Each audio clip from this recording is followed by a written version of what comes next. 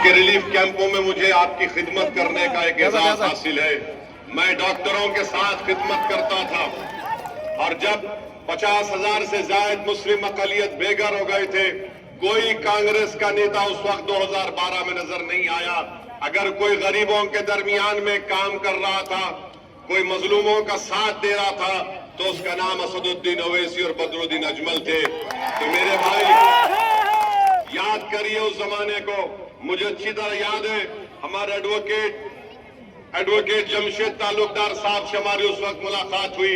हम लोग FIR की कंप्लेन करवाते थे और ये बड़ा मैं उस वक्त मेहनत किए थे। याद रखिए, आपके अजमल साहब की पार्टी को आप कामयाब करेंगे। अगर उनके 29 MLA जीत जाएंगे तो मैं आपको गारंटी के साथ कह रहा हूं कि आसाम में कोई हुकूमत नहीं बना सकेगा बगैर आपकी तारीफ के। अगर आप हेमंत बिस्व शर्मा को रोकना चाहते हैं तो आप बदरुद्दीन अजमल साहब की IDF का साथ दीजिए। कांग्रेस को वोट देंगे तो बीजेपी को फायदा होगा।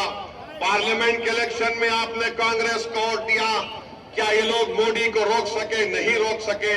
अगर अजमल साहब कामयाब होते तो पार्लियामेंट में लड़ते, इस एविक्शन के खिलाफ लड़ते। हजारों परिवारों को यही डुबरी से उनके घर से निकालकर उनको फेंक दिया गया। बताइए, क्या रकीबुल कुछ बोल सकता है पार्लियामेंट में?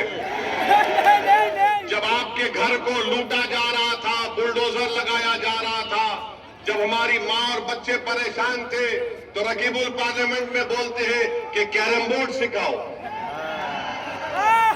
कैरम बोर्ड सिखाने से किसी का घर बचेगा? बताओ आप। रकीबुल नहीं बोलते मोदी के खिलाफ, वो डरते हैं मोदी से। और अगर कोई मोदी से नहीं डरता तो उसका नाम असदुद्दीन ओवैसी और बदरुद्दीन अजमल है। तो 9 तारीख के दिन आपको पूरे आसाम का गेम बदल देना है इंशाअल्लाह। नौजवानों, आप साथ देंगे हमारा?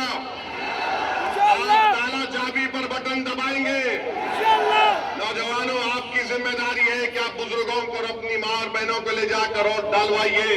और यहां से हमारे नजरुल भाई को तीसरी मर्तबा उनको यहां पर MLA बनाइए, ताकि ये जब आसाम के असेंबली में जाएगा तो तुम्हारी आवाज में बोलेगा, बेखौफ होकर लड़ेगा।